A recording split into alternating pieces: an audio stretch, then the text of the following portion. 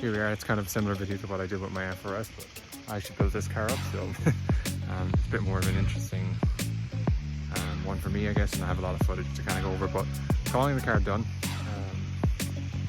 right about now. So yeah, I'm just gonna go over some of the mods and stuff.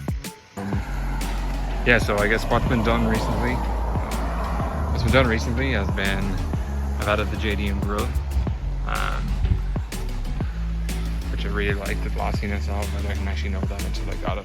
Kind of makes me want the bottom to be glossy. I got the offset license plate,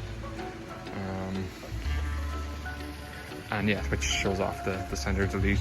I just detailed the car yesterday, spent about 4 hours doing that, which was interesting. It was fun, but yeah, so on the head pretty good. I wish I did them when I had the bumper off the field, but yeah, they look like, everything you can see looks really crisp right now.